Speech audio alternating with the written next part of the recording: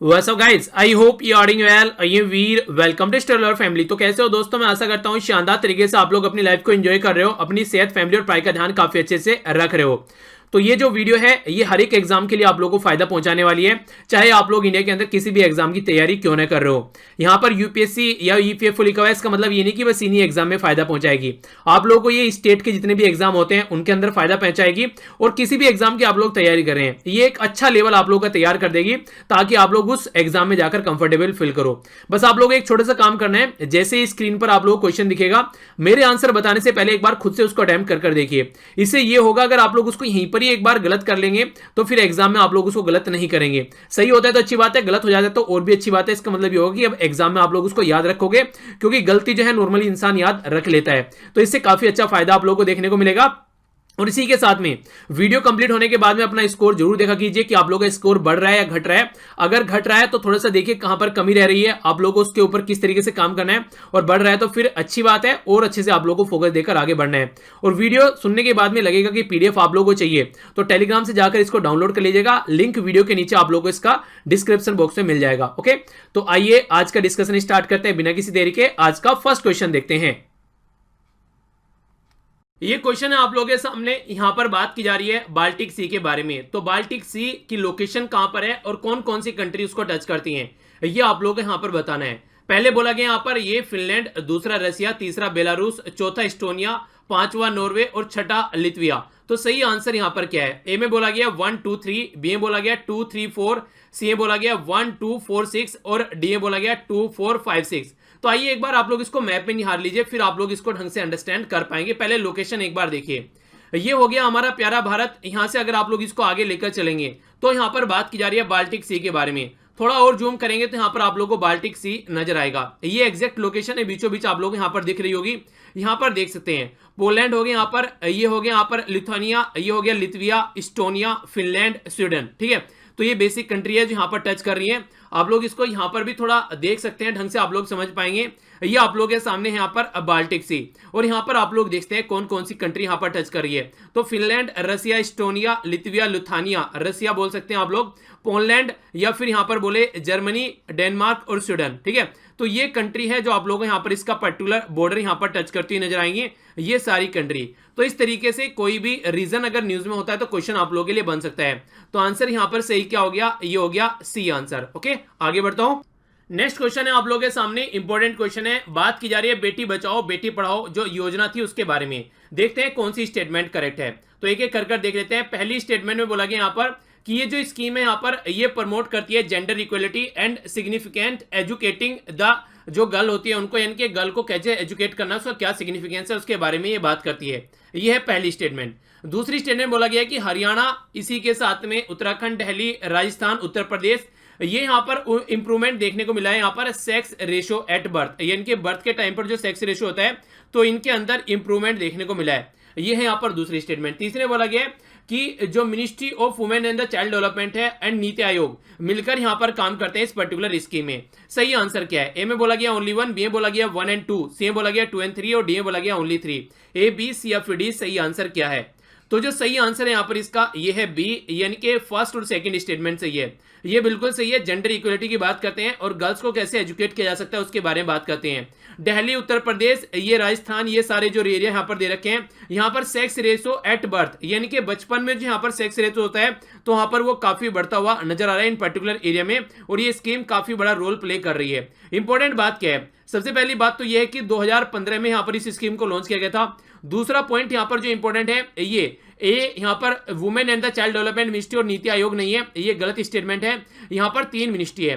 पहली है यहाँ पर women and the child development ministry, दूसरा है health and the family welfare और तीसरा है ह्यूमन रिसोर्स एंड डेवलपमेंट। ये तीनों मिनिस्ट्री यहाँ पर इसको लेकर स्कीम को चल रही है, ये तीनों इंप्लीमेंट कर रही है। ठीक है, तो आंसर यहाँ पर बी हो गया जो कि इंपॉर्टेंट है। आइए अब आगे बढ़ते हैं।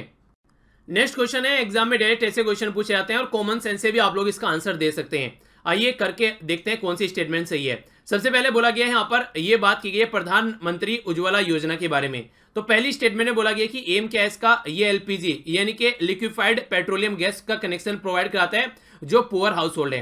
दूसरी स्टेटमेंट बोला गया है प्रिवेंट करता है यंग चिल्ड्रन जो है उनको, ताकि जो रेस्पिरेटरी जो इलनेस होती है, यानी कि आप लोग समझ सकते हैं कि जो बीमारी होती है खासकर सांस से रिलेटेड, वो इंडोर पोल्यूशन की वजह से होती है, यानी कि घर में जो भी ईंधन जलाया जाता है फोसिल फ्यूल वगैरह, उसकी वजह से काफी प्रॉब्लम देखने को मिलती है।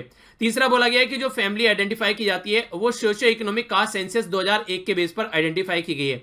करेक्ट स्टेटमेंट बतानी है। ए में बोला गया है 1 and 2 सही है, बी में बोला गया 2 and 3 और सी में बोला गया 1 and 3 और डी में बोला गया नन ऑफ द अबव। कौन सा आंसर सही है, A B C F D? तो सही आंसर बताइए। सही आंसर है यहां पर इसका ए, यानी कि 1 और सेकंड स्टेटमेंट यहां पर सही है, थर्ड स्टेटमेंट यहां पर गलत है। थर्ड स्टेटमेंट गलत क्यों है? कॉमन सेंस क्यों बोला था मैंने? कॉमन सेंस इसलिए बोला था क्योंकि ये स्कीम जो लॉन्च की गई है ये बीजेपी गवर्नमेंट के द्वारा लॉन्च की गई है और 2014 में इलेक्शन हुए और उसके बाद में बीजेपी गवर्नमेंट आई है। 2011 में इससे पहला सेंसस हमारा आ चुका है। जब यहां पर 2011 में पहला सेंसस आ चुका है और 2001 में यहां पर बोल रहा है कि ये सेंसस यूज किया है, तो आप लोग कैसे इसको यहां पर सही मान सकते हैं? जब लेटेस्ट सेंसस है तो वही यूज करेंगे ना यहां पर, ये पहला सेंसस को यहां पर यूज करेंगे स्कीम लाने के लिए, और जबकि स्कीम 2014 के बाद में लाई गई है, तो इसलिए मैंने बोला था कि कॉमन सेंस से आप लोग इसका आंसर दे सकते हैं। इंपावर किया जाता है यहाँ पर वुमेन और प्रोटेक्ट किया जाता है उनकी हेल्थ को, रिड्यूस किया जाता है जो हेल्थ हजार्ड्स होते हैं, खासकर कुकिंग जो भी वो यूज कर रही है ईंधन में, उसको रिड्यूस किया जाता है ताकि इंडोर पोल्यूशन न हो। इसी के साथ में जो बच्चे होते हैं और खासकर प्रेग्नेंट वुमेन होती है उनको भी फायदा इससे पहुंचता है अगर इस तरीके से हम लोग यहाँ पर इसको लेकर चलते हैं। तो ये कुछ बातें हैं जो आप लोग याद रख सकते हैं, काफी इंपोर्टेंट है, डायरेक्ट क्वेश्चन बन सकता है। तो आंसर ए है। आगे चलता हूं। और हाँ, ये भी आप लोग पिक्चर काफी बार आप लोग एडवर्टाइजमेंट में देखते होंगे, ठीक है? तो ये यहां पर याद रखिएगा, स्वच्छ ईंधन बेहतर जीवन। और एक इंपॉर्टेंट क्या है यहां पर इसको इंप्लीमेंट करने वाला, ये है पेट्रोलियम मिनिस्ट्री, ठीक है ना? तो पेट्रोलियम एंड प्राकृतिक जो मिनिस्ट्री है हमारी, ये संसाधन वाली, यहां पर इसको इंप्लीमेंट करने वाली मिनिस्ट्री है।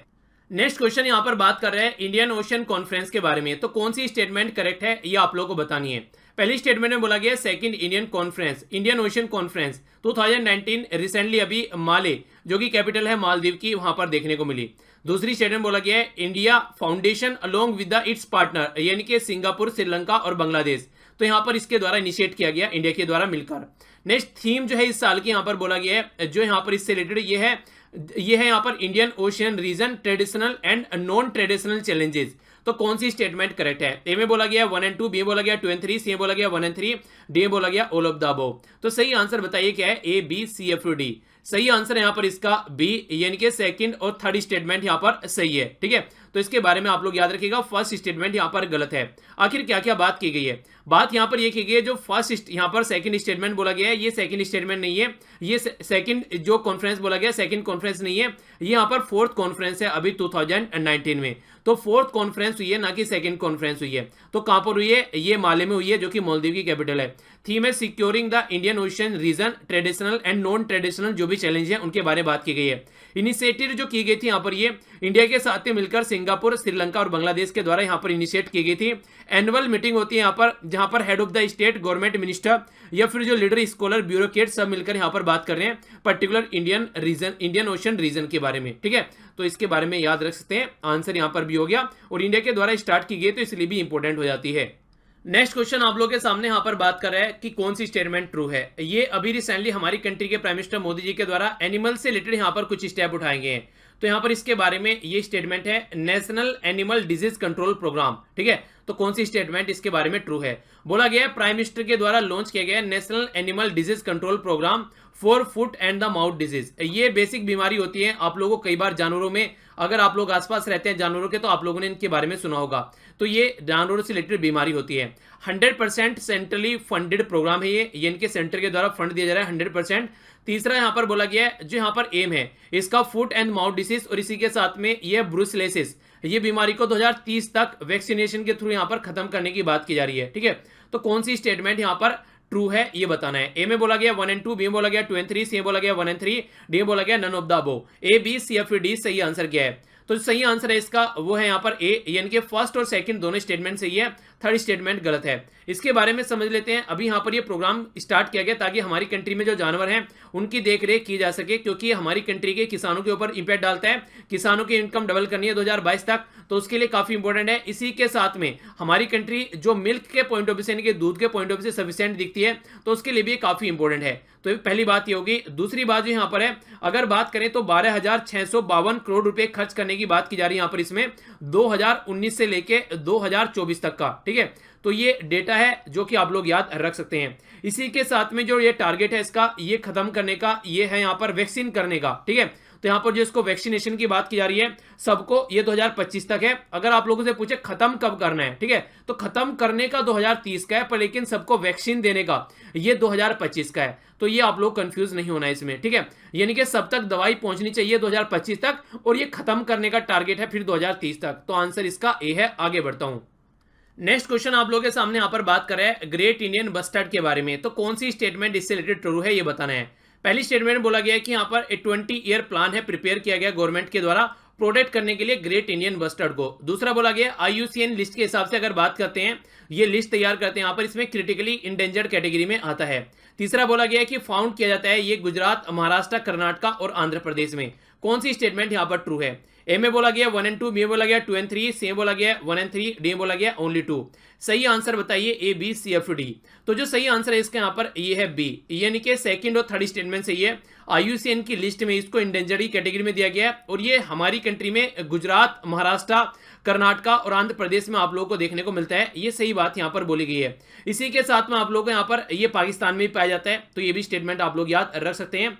बाकी अगर इसके बारे में बात करें तो अभी रिसेंटली न्यूज में इसलिए क्योंकि नेशनल ग्रीन ट्रिब्यूनल के द्वारा यहाँ पर प्रिपेयर करने की बात की गई है एक प्लान, ताकि ग्रेट इंडियन बस्टर्ड को यहाँ पर ये प्रोटेक्ट किया जा सके। और हमारी कंट्री में जो Indian wild life protection act 1972 है, अगर उसके हिसाब से आप लोग चलते हैं तो उसमें भी यहाँ पर इसको शेड्यूल फर्स्ट में रखा गया है। और शेड्यूल फर्स्ट में रखने का मतलब है कि इन पर अच्छे से फोकस देना है और इनको प्रोटेक्ट करना है।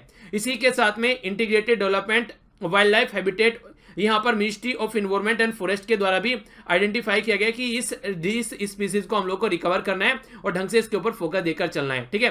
तो ये काफी इंपॉर्टेंट, इसके बारे में याद रखते हैं। ऐसा कोई नहीं है कि 20 ईयर का प्लान तैयार किया है और ये सब फालतू की बातें हैं, ठीक है। तो आंसर क्या हो गया, बी हो गया। आगे बढ़ता हूं। नेक्स्ट क्वेश्चन आप लोगों के सामने यहाँ पर बात कर रहे हैं national commission for protection of child right. तो NCPCR के बारे में कौन सी स्टेटमेंट करेक्ट है ये बताना है। ए में बोला गया कि इसको एस्टेब्लिश किया गया था यहाँ पर commission for protection child right act 2005 के हिसाब से। दूसरा बोला गया ये मिनिस्ट्री ऑफ होम अफेयर के अंडर में काम करता है। तीसरा जो डिफाइन किया गया इसके थ्रू, यहाँ पर जो चाइल्ड एज ए पर्सन जो 0 से 18 एज के बीच में होता है उसके यहाँ पर बच्चा माना गया है। करेक्ट स्टेटमेंट बताइए। ए में बोला गया 1 and 2, बी में बोला गया 2 and 3, सी में बोला गया 1 and 3, डी में बोला गया all of the above. A, B, C, F, D सही आंसर क्या है। तो सही आंसर है यहाँ पर इसका सी, यानी कि फर्स्ट और थर्ड स्टेटमेंट सही है। यानी कि ये आप लोगों को देखने को मिलता है protection of the child right act 2005 के हिसाब से ये national commission for protection of the child rights यहाँ पर देखने को मिलता है। इसी के साथ में जो मिनिस्ट्री की बात की जाती है तो ministry of women and child development के अंडर में आता है, ना कि मिनिस्ट्री ऑफ होम अफेयर के। तीसरा यहाँ पर 0 से 18 के बीच में यहाँ पर एज मानी गई है। जो कमीशन है यहाँ पर किस तरीके से बच्चों के फेवर में law, policy, programme, administration, machinery ढंग से काम कर रही है कि नहीं कर रही है बच्चों को प्रोटेक्ट करने के लिए, तो उसके बारे में बात करती है। और UN convention on child right जो है उसको भी फॉलो करके चलने की कोशिश की जाती है ताकि चीजों को ढंग से हैंडल किया जा सके। तो आंसर यहाँ पर ए हो गया। आगे चलते हैं। नेक्स्ट क्वेश्चन यहाँ पर ये UPSC 2015 में पूछा जा चुका है, तो आसान से क्वेश्चन आप लोग को कई बार देखने को मिलते हैं। तो करेक्ट स्टेटमेंट बतानी है इन्फ्लेशन के बारे में। इन्फ्लेशन बोलते हैं महंगाई, तो उसके बारे में सही स्टेटमेंट क्या है। ए में बोला गया है कि यहाँ पर इन्फ्लेशन के बारे में कि controlling the inflation in India is responsibility of government of India only. दूसरी स्टेटमेंट में बोला गया है कि जो रिजर्व बैंक ऑफ इंडिया है उसका कोई रोल नहीं होता है इन्फ्लेशन को कंट्रोल करने में। तीसरी स्टेटमेंट बोला गया कि decrease money circulation help in controlling the inflation. चौथा बोला गया यहाँ पर increase the money circulation help in controlling the inflation. A, B, C, F, D सही आंसर क्या है वो आप लोगों को बताना है। तो जो सही आंसर है यहाँ पर यह है सी, यानी कि decreasing money circulation help in controlling inflation. Reason क्या है, लोगों के पास में अगर पैसा नहीं होगा, ठीक है, तो लोगों के पास में पैसा नहीं होगा तो सामान ज्यादा नहीं खरीदेंगे। सामान ज्यादा नहीं खरीदेंगे तो मार्केट में जो सामान ऑलरेडी अवेलेबल है उसकी जो खपत है वो ज्यादा नहीं होगी, तो इसका मतलब सबको वो अवेलेबल रहेगा, और सबको अवेलेबल रहेगा तो उसकी प्राइस जो है वो ज्यादा नहीं बढ़ेंगे। प्राइस कब बढ़ते हैं, आप भी मान लीजिए कोई एक सामान खरीद रहे हैं, मान लीजिए चीनी खरीदना स्टार्ट कर दिया, आप लोगों ने भी दबा के चीनी खरीद रहे हैं, दूसरे शहर में भी सब खरीद रहे हैं, हर एक एरिया में चीनी खरीद रहा है, तो चीनी मार्केट में कम पड़ जाएगी, तो लोग क्या करेंगे, लोग यहाँ पर ब्लैक करने स्टार्ट कर देंगे चीनी को। इसी तरीके से आप लोग समझ सकते हैं, जैसे मूवी देखने चाहते हैं और टिकट नहीं मिलता तो ब्लैक में टिकट खरीदे जाते हैं, तो उसकी वजह से महंगाई और ज्यादा बढ़ जाती है। ये तो हो गया आंसर। यहाँ पे बोला गया गवर्नमेंट ओनली और यहाँ पे बोला गया रिजर्व बैंक ऑफ इंडिया यहाँ पर पार्ट नहीं है, तो दोनों ही यहाँ पर इसका पार्ट है। ऐसा नहीं है कि अकेला मिलकर इन्फ्लेशन को कंट्रोल करेगा, और यहाँ पर इसकी वजह से कंट्रोल नहीं होगा, इसकी वजह से और बढ़ जाएगा अगर मार्केट में लोगों के पास में पैसा ज्यादा होगा। तो 2015 के प्रीलिम्स में क्वेश्चन पूछा जा चुका है, तो आंसर सी है। आगे चलते हैं। ये भी क्वेश्चन 2015 में पूछा जा चुका है। बात की जा रही है वेलफेयर स्टेट के बारे में। इंडियन कॉन्स्टिट्यूशन में किसको बोला जाता है, ठीक है, किसके बेस पर यहां पर वेलफेयर स्टेट का दायरा आता है। पहला बोला गया प्रीएम्बल ऑफ इंडिया, दूसरा बोला गया मतलब प्रीएम्बल ऑफ कॉन्स्टिट्यूशन, दूसरा बोला गया यहां पर directive principle of state policy, तीसरा बोला गया फंडामेंटल राइट, चौथा बोला गया 7th शेड्यूल। तो कौन सा आंसर सही है, A B C F D. सही आंसर जो यहां पर ये है इसका, ये है B, directive principle of state policy. जब मैंने पॉलिटिकल लेक्चर आप लोगों को पढ़ाए थे उस टाइम पर भी मैंने डिटेल में पढ़ाया था, और रीजन ये था ताकि आप लोग अंडरस्टैंड कर सको। Directive principle of state policy का मतलब ये है कि एक प्रिंसिपल है जो स्टेट की पॉलिसी को डायरेक्ट करता है, यानी कि सेंट्रल गवर्नमेंट के द्वारा जो पॉलिसी बनाई जाती है उसको डायरेक्ट करता है ताकि ये जनता के फायदे में पॉलिसी यहां पर बना सके। तो एक तरीके से वेलफेयर का मतलब क्या होगा, जब जनता के फायदे के बारे में सोचे। तो डीपीएसपी है यहां पर, जो कि पार्ट 4 में आप लोगों को देखने को मिलती है, और आर्टिकल 36 से लेकर 51 तक यहां पर ये डीपीएसपी आती है, ठीक है। तो ये इंपॉर्टेंट क्वेश्चन आप लोगों के लिए बन जाता है, आंसर इसका बी हो गया। नेक्स्ट क्वेश्चन ये भी यूपीएससी 2015 में प्रीलिम्स से पूछा जा चुका है। H1N1 वायरस के बारे में ये कई बार न्यूज में देखने को मिलता है। तो कौन सी डिजीज से यहां पर ये रिलेटेड है। पहला बोला गया एड्स, दूसरा बोला गया बर्ड फ्लू, तीसरा बोला गया डेंगू बीमार, डेंगू जो बुखार होता है, चौथा बोला गया स्वाइन फ्लू। तो कौन सा आंसर सही है, ए बी सी या फिर डी। तो सही आंसर बताइए यहां पर, उसके बाद में आप लोग यहां पर फिर आंसर देखेगा। तो जो सही आंसर है यहां पर ये इसका डी, यानी कि स्वाइन फ्लू की बात की जा रही है। H1N1 यहां पर स्वाइन फ्लू को यहां पर बुलावा देता है। इसी के साथ में 2009 में वर्ल्ड हेल्थ ऑर्गेनाइजेशन के द्वारा यहां पर इसको एक तरीके से डिक्लेयर कर दिया गया था कि ये काफी खतरनाक बीमारी है, जो कि पब्लिक मीडिया में इसकी अवेयरनेस फैलाने के लिए भी बात की गई थी। तो ये काफी न्यूज में था उस टाइम पर भी, तो इसके बारे में आप लोग आइडिया रख सकते हैं। तो ये था टोटल आज का डिस्कशन। आई होप कि आप लोगों ने एंजॉय किया होगा। अगर ये लेक्चर आप लोगों को पसंद आया और इस लेक्चर का आप लोगों को रिवीजन करना चाहते हैं तो पीडीएफ आप लोग टेलीग्राम से जाकर डाउनलोड कर सकते हैं। लिंक वीडियो के नीचे डिस्क्रिप्शन बॉक्स में मिल जाएगा। मेरे साथ में आप लोग यहाँ पर फेसबुक, इंस्टाग्राम या फिर ट्विटर पर कनेक्ट रह सकते हैं। इनके भी लिंक वीडियो के नीचे आप लोगों को मिल जाएंगे। मेरा काम था आप लोगों को पढ़ाना, अब आप लोगों का काम यहाँ से स्टार्ट होता है। आप लोगों को खुद पढ़ना है और दूसरों को भी पढ़ाना है, और इसी के साथ में आप लोगों को ये चीजें शेयर करनी है, अपने परिवार को ज्यादा से ज्यादा बढ़ाकर आगे लेकर चलना है। और इसी के साथ में जो क्वेश्चन आप लोगों से पूछे जाते हैं उनका आंसर भी साथ साथ देकर आप लोग चला कीजिए। तो इसी के साथ में यहाँ पर पूर्ण विराम देते हैं इस लेक्चर को। नेक्स्ट लेक्चर होगा आप लोग का द हिंदू न्यूज़पेपर डिस्कशन, जो कि आप लोग एंजॉय कर सकते हैं। तो मिलता हूं नेक्स्ट लेक्चर में। बड़ों को नमस्ते, छोटों को प्यार, छोटी सी लाइफ एंजॉय करार। तब तक के लिए जय हिंद।